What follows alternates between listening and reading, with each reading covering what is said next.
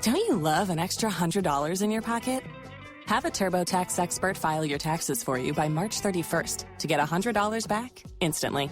Because no matter what moves you made last year, TurboTax makes them count. That means getting $100 back and 100% accurate taxes, only from Intuit TurboTax. Must file by 3/31. Credit only applicable to federal filing fees with TurboTax full service. Offer can be modified or terminated at any time. Hi, this is Scott. If you're a fan of the ancient world, please help us get the word out.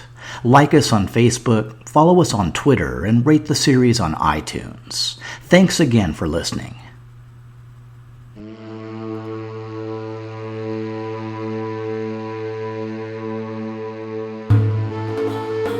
The Ancient World Bloodline. Episode B36, The Black Stone. One reason Elagabalus might be a tough fit was that Rome already had a sun god, one practically as old as the city itself. The sun god's soul was brought to Rome by the Sabine king Titus Tatius during his brief period of co-rule with Rome's legendary founder Romulus.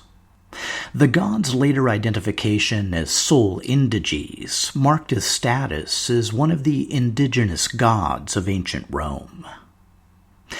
There's always been a lot of confusion in the relationship between Sol Indiges, Elagabalus, and the later Sol Invictus.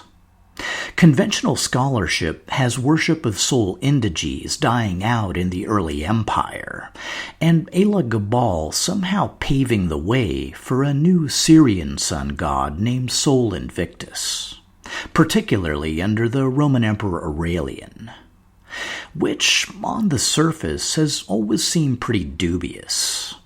I mean, you're going to learn this episode just how popular Elagabalus was in Rome. The idea that he laid the groundwork for Sol Invictus is a pretty tough sell. Don't get me wrong, Aurelian definitely believed that Sol Invictus helped him defeat Zenobia, and afterwards he did visit the Temple of Elagabalus, so there's some kind of linkage there. And believe me, we'll cover all this in excruciating detail in the upcoming final story arc. But the idea of Elagabalus, or even another Syrian sun god, being welcomed back as the supreme deity of Rome, I'm sorry, but I just don't see it. There is, however, an alternate theory. Based on research performed in the 1990s by Professor Stephen Hidgmans, rumors of the death of Sol Indiges may be greatly exaggerated. Iconographic sources, like coins, reliefs, and frescoes, show that Sol maintained a constant presence all down through Roman history. Like his Greek parallel, the sun god Helios, Sol's defined by various attributes. He always appears as a young beardless man with a sun-ray nimbus, holding a whip or globe. Sometimes, but not always, he's also shown riding in a four-horse chariot. Figures with all these elements appear in numerous sources from both the Republic and Empire. There are definite gaps in Sol's appearance on Roman coinage. Nothing, for example, between Mark Antony and Vespasian. But the emperor most associated with restarting the trend was Commodus, who obviously had no connection to Elagabalus. Commodus also revived the title Invictus, an old title of Hercules that he applied to himself. Either way, after Commodus, Sol appeared on Roman coins right up to the time of Constantine. And, of course, it's not just coins. Major imperial monuments clearly featured the Roman sun god. When Vespasian repurposed the Colossus of Nero, it was into a statue of Sol. And Septimius Severus stood in for Sol in his recently built Septizodium. Long story short, Sol Indiges was still on the job, and Rome really wasn't interviewing for a new sun god. Not that any of that mattered in the slightest to Elagabalus. From everything we know, he was a man, well, a 15-year-old boy, without the slightest hint of self-doubt. And considering his life, a youth spent in Rome in the Severan court, then high priest of a cult where he was practically worshipped, and finally, the hero of the military conflict that had won him the empire, well, you've got to admit, it looked a lot like destiny. From all appearances, his mother, Bassiana, never really tried to talk him down. His grandmother, Julia Maesa, at least took a stab, but her initial attempt was fruitless. If there was anyone who had a real shot, it was Elagabalus's mentor, Gannes. The man who'd gotten him acclaimed as emperor and led Severan forces to victory tried to impress on Elagabalus the value of temperance and prudence. And he pretty much maintained this stance right up until Elagabalus killed him. In the aftermath, Julia Maesa adopted the role of very silent partner, at least as far as religion and personal behavior were concerned. Wintering in Nicomedia in early 219, Elagabalus learned of several pretenders to the throne. One was Varus, the new legate of the Third Gallic Legion. Yes, the same legion that had first declared for Elagabalus. Another was Maximus, the legate of the Fourth Scythian Legion, Septimius Severus's old legion based in Zeugma. Dio also says many others revolted, including a Roman fleet docked at Cyzicus. It's not like Elagabalus had done anything to turn the soldiers against him. It was really more an indictment of the age. As Dio puts it, they were encouraged partly by the fact that many persons had entered upon the supreme office without expecting or deserving it. The revolts remained isolated and were eventually put down. The only notable outcome was that the Third Gallic Legion was permanently disbanded. By the time he reached Rome, in the fall of 219, Elagabalus was ruling a unified empire. And he likely put on a pretty big show to introduce the Romans to their new supreme deity. I'll just quote Herodian, directly and at length, from his detailed description of a similar occasion. A 6-horse chariot bore the sun god, the horses huge and flawlessly white, with expensive gold fittings and rich ornaments. No one held the reins, and no one rode in the chariot. The vehicle was escorted as if the sun god himself were the charioteer. Elagabalus ran backward in front of the chariot, facing the god and holding the horse's reins. He made the whole journey in this reverse fashion, looking up into the face of his god. Since he was unable to see where he was going, his route was paved with gold dust to keep him from stumbling and falling. Herodian also reports that Elagabalus then made the distribution of money customary at the succession of an emperor, and staged lavish and extravagant spectacles of every kind. The people were likely entirely on board, and with the praetorians run by Comazone and well paid by Julia Maesa, the Senate were unlikely to be a problem. All of which left Elagabalus free to execute his real revolution. Rome already held a small temple to Elagabal, erected by Septimius Severus on the west bank of the Tiber. The priests who served there, Tiberius Julius Babylas and Titus Julius Babylas, were both members of the Emesene royal line. The temple also housed a few other Syrian gods, and the priests kept good relations with the Vestal Virgins and other Roman cults. which was all very nice, but Elagabalus had much, much bigger plans. You see that old temple on the Palatine Hill, right across from the Colosseum? That looks like the perfect place to erect a scaled-down version of the massive sun temple of Heliopolis. The structure he built was 70 meters by 40 meters and entered through a monumental gate approached by stairs, similar to the Acropolis in Athens. The interior was colonnaded with an elevated podium at the far end, holding the conical black stone of Elagabal. Way back in episode B15, I mentioned Warwick Ball's theory that the black stone made a seasonal migration between the sun temples of Emesa and Heliopolis. Backing up that theory is the fact that Elagabalus set up a similar arrangement in Rome.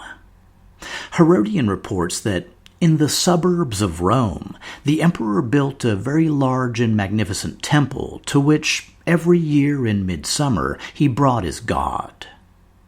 The procession was likely associated with the ancient Babylonian Akitu festival, another Eastern import by Elagabalus.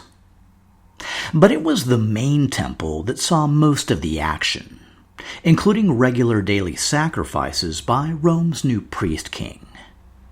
In Herodian's telling, coming forth early each morning, he sacrificed at least 12 bulls along with vast numbers of sheep. These he heaped on altars, and heaped up spices of every kind. He also set before the altars many jars of the oldest and finest wines, so that the streams of blood mingled with streams of wine. Elagabalus danced around the altars to music played on every kind of instrument. Women from his own country accompanied him in these dances, carrying cymbals and drums as they circled the altars. The entire Senate stood watching, like spectators in a theater. The spices and entrails of the sacrificial animals were borne along in gold vessels, held on high by the praetorian prefects and the most important magistrates. Now, all that sounds like a pretty good reason to set my alarm in the morning, but the best thing about the new temple was that it was a one-stop shop for worship. First off, you've got your new supreme deity. That's Elagabal, by the way, not Jupiter Whatsis Loserus. But also, in a classic display of Eastern syncretism, Elagabalus decided to collect every symbol from every major temple and shrine in the capital and put them all on display in the Elagabalium. What kind of symbols? Well, ones like the statue of Trojan Athena first brought to Rome by Aeneas, or the sacred shields of the priests of Mars, or the hearth of the Vestal Virgins, or the statue of the Great Mother. I mean, the list just goes on and on. The Historia Augusta even says that the religions of the Jews and the Samaritans and the rites of the Christians were also transferred to this place, in order that the priesthood of Elagabal might include the mysteries of every form of worship. Now, one sticky issue did come up. The original plan was for Elagabal to get married to Trojan Athena, also known as Athena Pallas. But according to Herodian, the god told Elagabalus that her armor was, how do I put this, a real turn-off. After looking around for a suitable alternative, the emperor settled on the Carthaginian goddess Tanis. Herodian calls her a moon goddess, and suggests the concept of a sun-moon marriage, though it's not clear who broke the news to her husband, the god Baal-Hamon. It is known that Elagabalus told the citizens of Carthage to send her a cult statue and all the gold in her temple, along with a suitable dowry. I mean, I don't want to pick a number, just, whatever you think is appropriate for the marriage of your local goddess to the supreme god of the universe. I also take PayPal. And speaking of marriage, Elagabalus was also game. Julia Maesa briefly re-emerged from her role of Severan cash machine to recommend his first wife, the noblewoman Julia Cornelia Paula. But Elagabalus divorced her a few months later when he found a more suitable bride. Who was the lucky lady? A Vestal virgin named Aquilia Severa.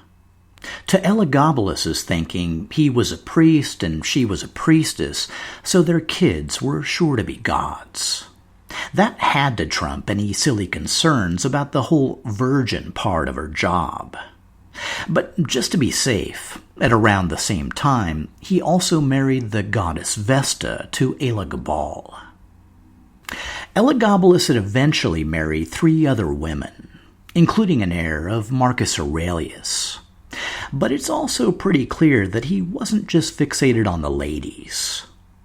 His most committed relationship was with his chariot driver, a Carian slave named Hierocles, and he commonly referred to himself as Hierocles' queen.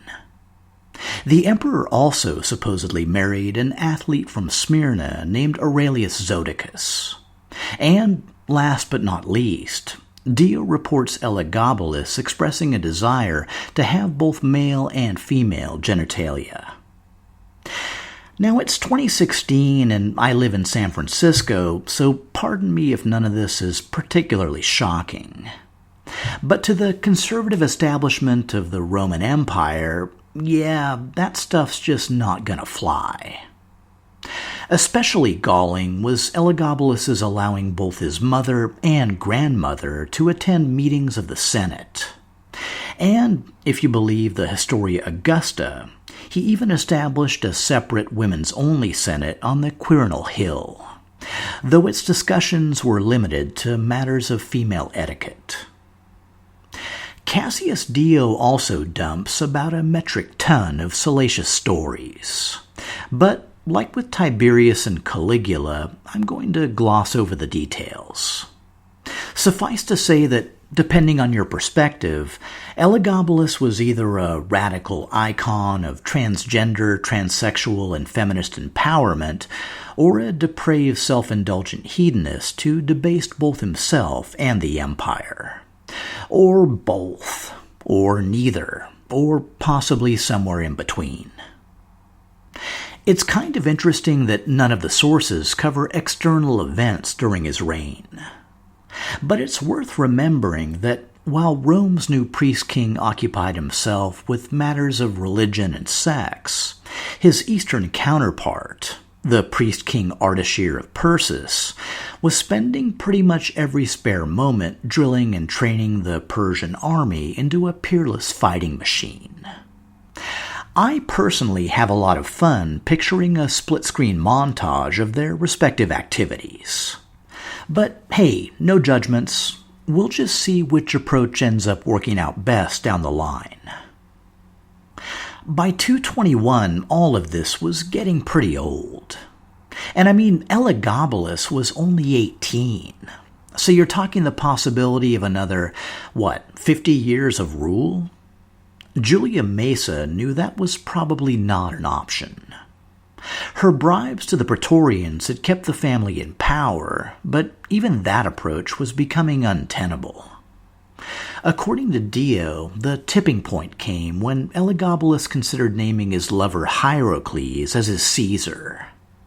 Seeing the soldiers were outraged, Julia Maesa tried to talk him out of it, but was threatened that she shouldn't interfere. Like her sister Julia Domna, Maesa needed a backup plan, and fortunately one was readily available. Because Julia Maesa had a second daughter, and she also had a son. And while the sources paint Bassiana as either powerless or indulgent, they give Julia Avita Mamaia far higher marks. According to Herodian, she made sure Severus Alexander was well-educated, kept physically fit, and, above all, taught the value of self-discipline. Which might sound like just so much hot air, but his later actions seem to bear it out. Apart from promoting his god and promoting his favorites, Elagabalus had little interest in actual governance. which suggests that for the better part of 3 years, the empire had really been run by Julia Maesa. One day she approached the emperor to get a little help in managing imperial affairs. Obviously, Elagabalus should keep focusing on the main priority, the greater glory of Elagabal, but maybe Severus Alexander would make a useful Caesar? I mean, if you can't trust your amiable, non-threatening 13-year-old cousin, who can you trust? Elagabalus acquiesced, brought Alexander to the Senate, and soon had him elevated to Caesar. Over the months that followed, Julia Maesa and Julia of Idumea kept Alexander under very close guard, as Elagabalus slowly realized the truth. He hadn't created a little helper, he'd created a rival. While Julia Maesa affected an air of grandmotherly impartiality, her money to the Praetorians told a very different tale. Soldiers already hostile toward the emperor gained the additional incentive of Severan gold, and some began speaking openly of a preference for Alexander. In March of 222, Elagabalus stripped the 15-year-old Alexander of his royal titles and even spread around a rumor that his cousin was dead. The idea was to flush out Alexander's supporters in the Praetorian Guard so they could be purged from the ranks. Except pretty much all the Praetorians screamed bloody murder and demanded Elagabalus produce his cousin instantly and unharmed. In fact, they even went on strike, refusing to leave the Praetorian camp until their demands were met. To Elagabalus, this was a simple labor dispute, a time to grant a few concessions, pay a few bribes, and reassert his authority. He put Alexander in the imperial litter, along with himself and his mother Bassiana, and the anxious trio set off for the Praetorian camp. In the spirit of reconciliation, maybe Elagabalus let Alexander call shotgun, or maybe even let him pick the radio station. You can picture one of those ominous scenes where the litter comes inside the Praetorian camp, then the doors slowly creak shut. Herodian says they were taken to the temple. Which temple, he doesn't say, but given their long history, it may have been a temple to the Severan royal cult. If so, busts of one or both mothers of the camps, Julia Domna and Julia Maesa, may have been present to watch. Emerging from the litter, Alexander was met with cheers and applause, while Elagabalus and Bassiana were totally ignored. For someone who'd spent years as the center of the Roman universe, the slight was absolutely infuriating. Elagabalus started demanding that every single Praetorian who'd cheered for his cousin be immediately arrested and punished. And in the long history of imperial missteps, this rocketed Elagabalus right to the top. In Herodian's beautifully concise description, considering the occasion ideal and the provocation just, they killed Elagabalus and his mother.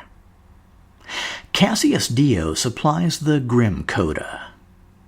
Their heads were cut off, and their bodies, after being stripped naked, were dragged all over the city. The woman's trunk was cast off in some corner, while his own was thrown into the Tiber. While most of Elagabalus's favorites met similar fates, the main exception was the Praetorian prefect Comazone. His subsequent role as city prefect hints at prior collaboration with Julia Maesa.